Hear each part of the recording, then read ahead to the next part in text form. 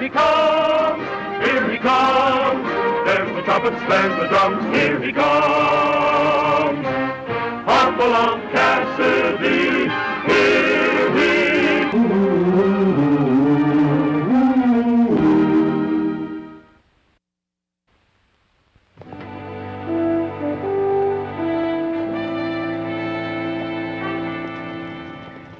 Bar 20 was peaceful and quiet after the spring roundup. I was catching up on my bookkeeping, which I'd allowed to accumulate. Red was helping me. That is, he was helping me.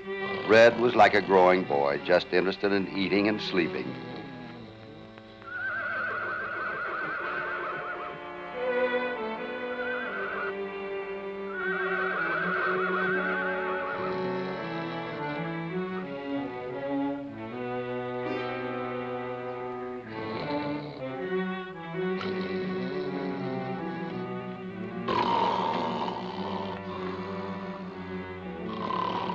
Red.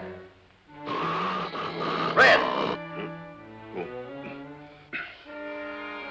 256, 257.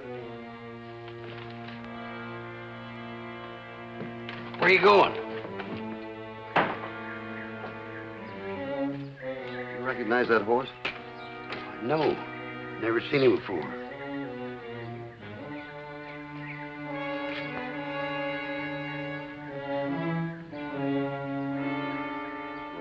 Here.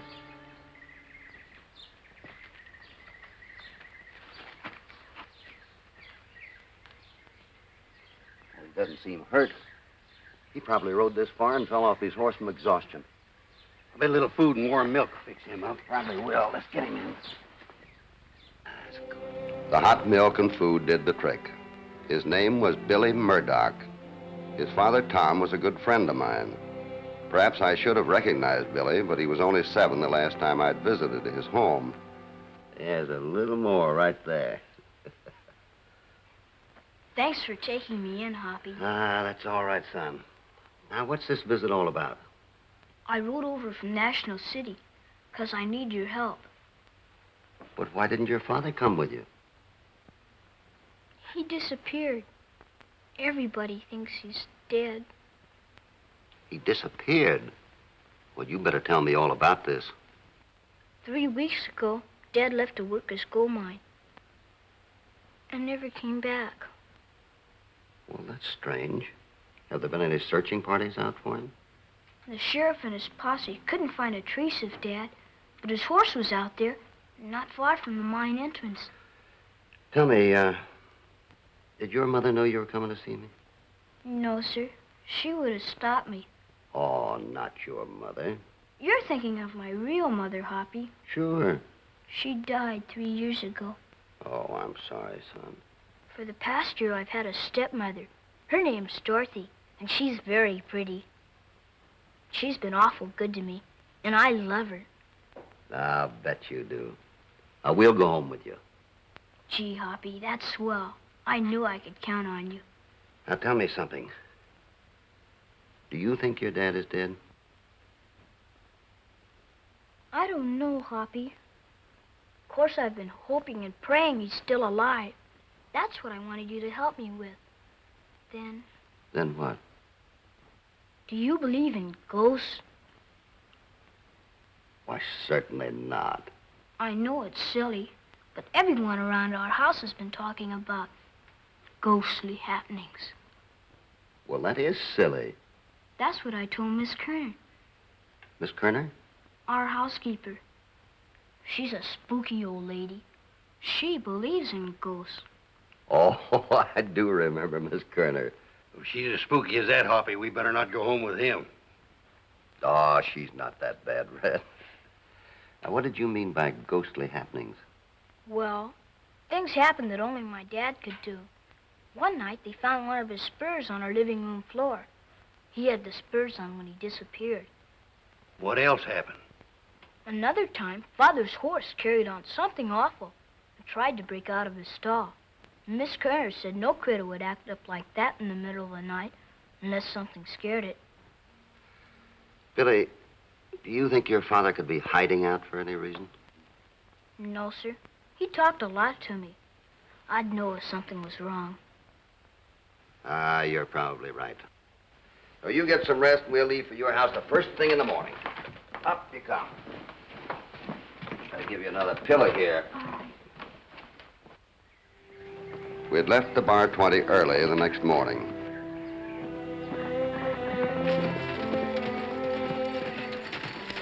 About 4 miles from National City, we met Sheriff Lane and his posse who were looking for Billy. I explained about him. We rode on toward town. I couldn't learn anything new from the sheriff. He was convinced the boy's father was dead. As for the ghostly happenings, the sheriff scoffed at the idea. He said in his opinion it was all the imagination of the housekeeper, and yet he couldn't explain how that spur got into the living room.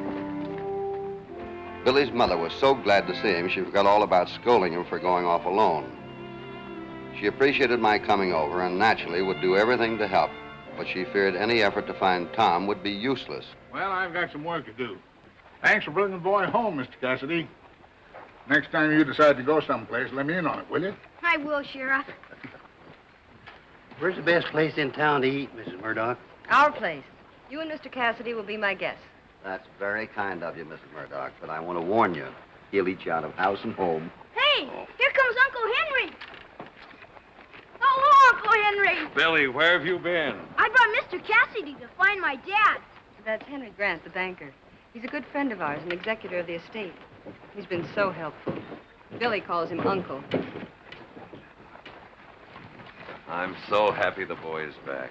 Mr. Cassidy, Mr. Connors, this is Uncle Henry Grant. He takes care of our money. Nice of you to come over, Mr. Cassidy. Very happy to do anything for a good cowboy like this. Come on, let's get home. I'm hungry, too.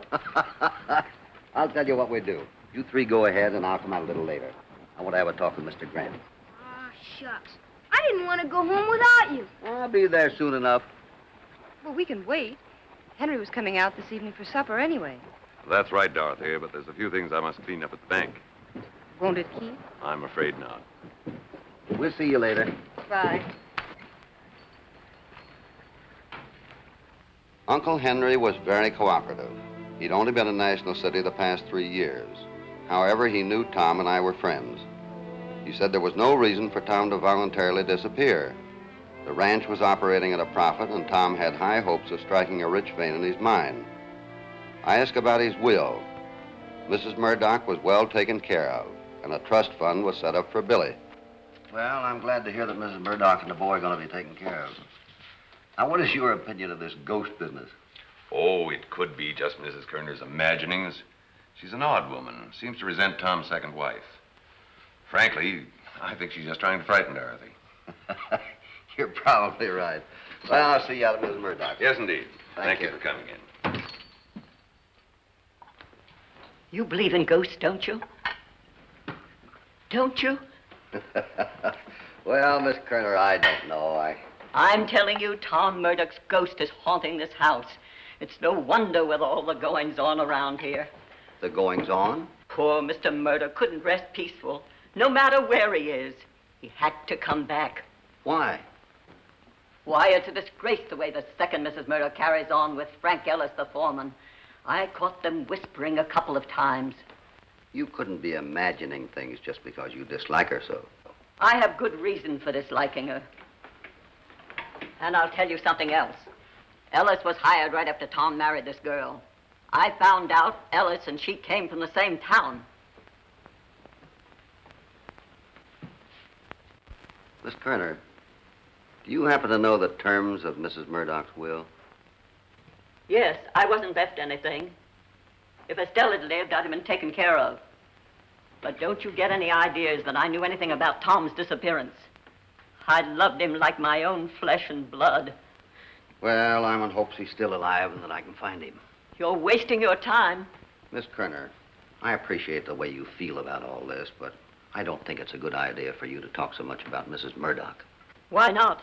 She was no good for Tom. She's no good for the boy. She's no good for any man if they'd have her. She's not satisfied with playing up to the foreman. She's even trying to make up to Mr. Grant. Oh? He's a fine man, though. He won't have anything to do with the likes of her. Hoppy, I was looking for you. Well, I've been trying to earn my board and keep helping Miss Kerner. Let me see those hands. I hope you've washed for dinner. Somebody has to tell you what to do. Your stepmother doesn't pay any attention to you. Did she tell you about the ghost? Oh, sure. But we won't talk about that anymore, huh? Hoppy, after supper, could we go for a ride? After supper, Hoppy's going for a ride around the country. Can't I go with you? No, not this time. You better stay here. But I'll tell you what. What? Tomorrow morning, you can take me out and show me your daddy's mine. I know a shortcut. We'll be there in no time. Good. Hoppy, it's Frank Ellis, the foreman. I'm glad to know you, Mr. Cassidy. Hi, Ellis. I suppose you've been told all about the ghost. I heard quite a lot. Well, I have an idea the boss just decided to leave for reasons best known to him. Mr. Ellis, you stop talking like that. You look here, Billy. You get out in that kitchen and see if food's ready.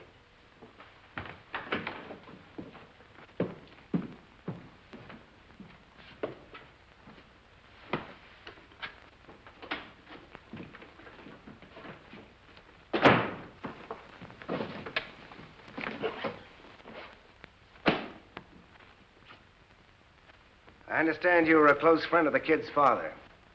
Yeah, even though I haven't seen him for quite a while. Say, you said your boss just decided to leave for reasons best known to himself. What did you mean by that? Just a hunch. With that entry. What about it? It's in Tom's handwriting. It wasn't there yesterday. Well, it does look like the same writing. You sure that's a new entry? Positive. Tom's pipe. And smoke. Recently.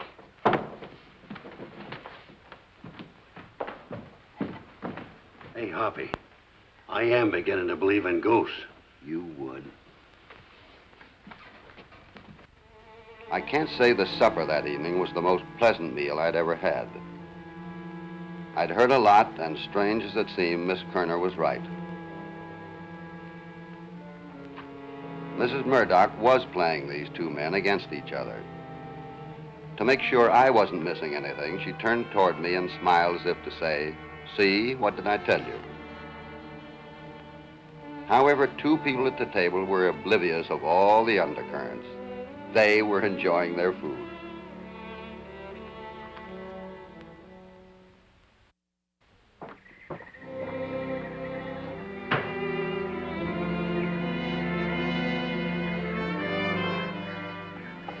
I had ridden over the countryside during the night and found no trace of Tom. Early the next morning, I was ready to leave for the mine with Red and Billy. Mrs. Murdoch was impressing the boy with the importance of staying close to me during the trip. I happened to glance toward a window. Hatred, envy, everything bad seemed to be surging through Miss Kerner's veins. I wondered if she resented the fact that she was cut out of the inheritance. But I had things to do. Trying to figure Miss Kerner's strange mind would come later. I hope they have a pleasant ride. Frank, you startled me. Pleasant ride's all they'll get out of it. Don't be so bitter. I was hoping against hope that... Look, we both know Tom's dead. I don't like having strangers around here. I can take care of you and the boy. You've been a bit gruff with Billy. I wish you'd stop it, Frank. I don't mean to be. It's just that I'm nervous and upset. You're so sure Tom is dead. How do you explain the writing in the account book? I don't know, really. Could be I was mistaken. It's just as frightening as the other things we've seen. Look, Dorothy, I wanted to...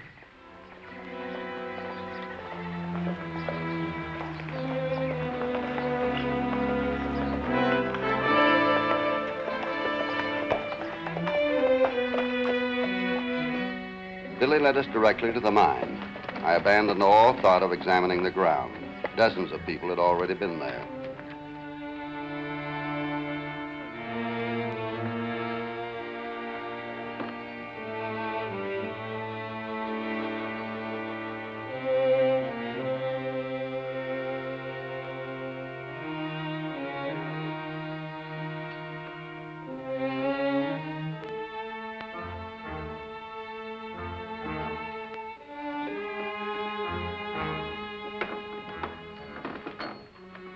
Evidently, Tom had started this new tunnel just before he disappeared. Something of a bright color caught my eye. It was a man's neckerchief. I decided to say nothing about it, yet.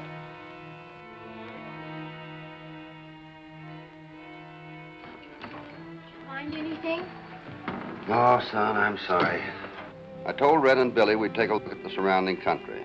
The boys seemed disappointed because I found nothing more encouraging. As we headed back, I couldn't help thinking that after all, there might be something to the foreman's idea that Tom was hiding out, for reasons best known to him. And yet Murdoch was not the kind of fellow to do a thing like that.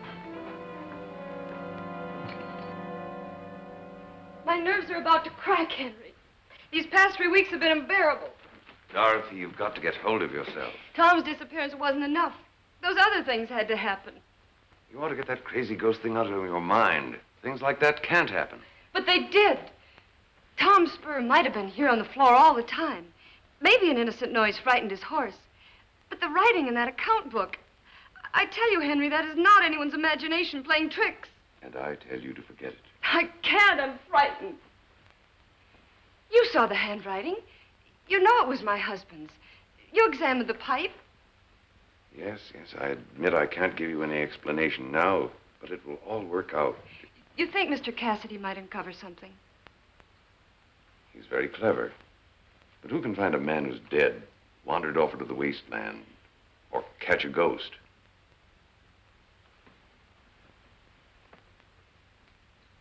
Henry, I'm going away. I can't stand anymore. I believe that would be the best thing for you and the boy. I'll keep you advised. You're a good friend, Henry. Ellis is a capable foreman. Everything here will be all right. Take Miss Kerner along to help with Billy. I don't want her along. Why not? She makes me nervous. And what's more, when I return, I want her to be gone. Fire her.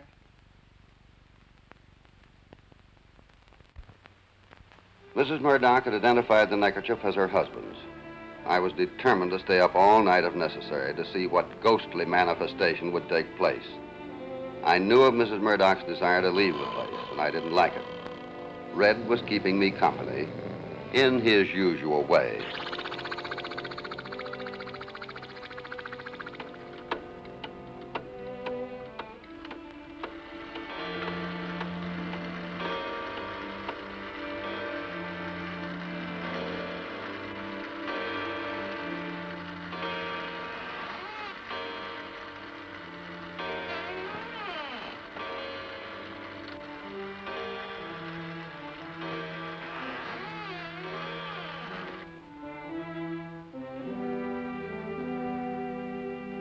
There you are, Hoppy.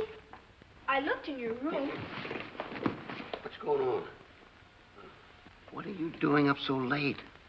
I couldn't sleep. Please don't scold me. Oh, certainly not. I want to be brave, but I'm scared. You're not alone, Billy. You know the trouble with him. He has nightmares because he eats too much. I guess if you couldn't find my dad, Hoppy, I reckon what people say is true. Billy, I don't know what to think. You've done all you could, And what?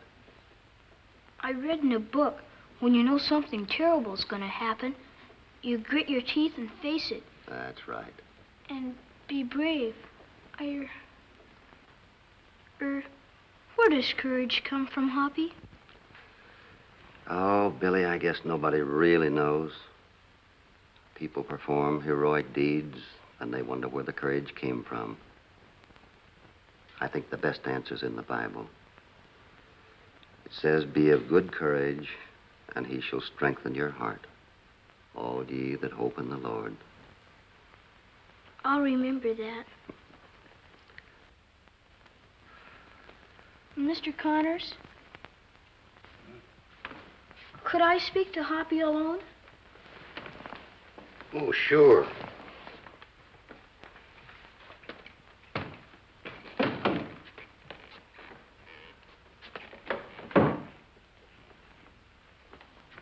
Now, young man, what is this all about?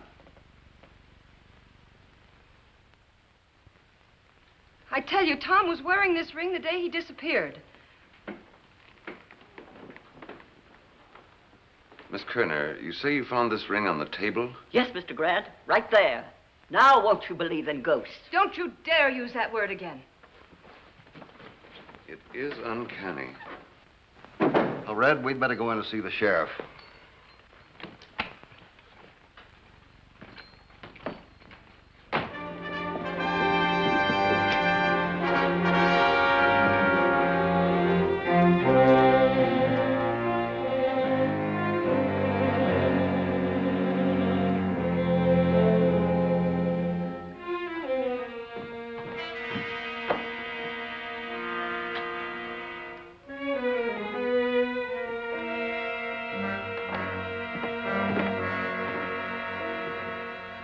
Looking for something, Mr. Ellis? Keep your hands off that gun. I didn't kill Tom. Nobody's accusing you yet. I just came here looking for him. I figured he must be around, especially after that ring business.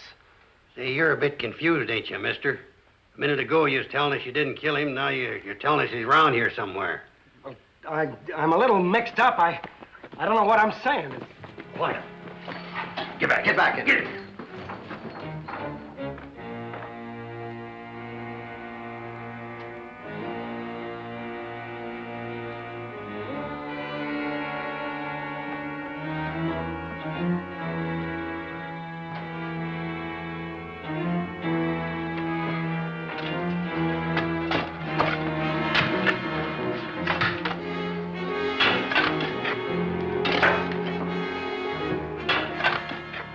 Turn around. Oh, looks like we all had the same idea. What idea is that, Mr. Grant? We thought we might find Tom alive. You knew Tom Murdoch was dead because you came right back to the spot where he's buried, under that rock and dirt. You killed him, then caused that cave-in to hide him. Well, that's impossible. How about that ring? Tom was in the house last night. Unless you believe in ghosts. I don't, but I almost had you convinced. I put that ring on the table myself.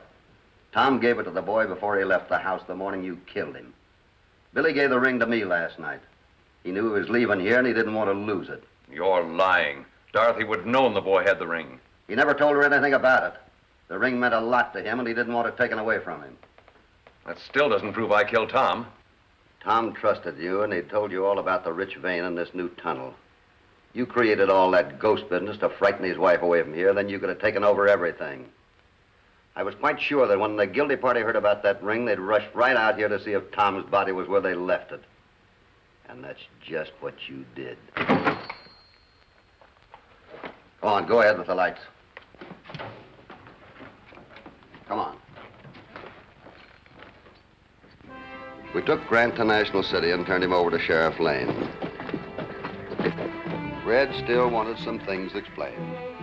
I relieved Red's worries. Grant had forged the handwriting. Mrs. Murdoch was suspicious of Grant all the time. It hoped to get him angry enough to tip his hand. She knew he was in love with her and resented Alice's presence on the place. Billy was taking it like a man. A new executor would be appointed. As for Miss Kerner, she would stay on. The poor soul thought all the time Dorothy had killed her husband. Then we took leave of our friends. Billy wanted to whisper something in my ear. You know what he said? Be of good courage, and he shall strengthen your heart, all ye that hope in the Lord.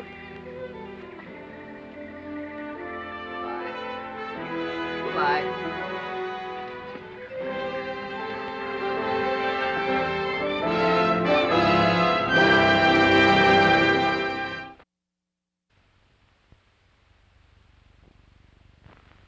Hi there, my little friends.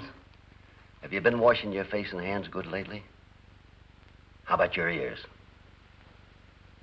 They look pretty good. Don't forget that soap and water not only keeps you nice and clean, but it also protects your health. So use lots of it, won't you? I'll see you next week. There he goes, on his way, down the moonlit trail to where cowboy sleigh. Hop along, Cassidy. Hop along, Cassidy. He'll return soon again. There's no use to say goodbye until then. Hop along, Cassidy.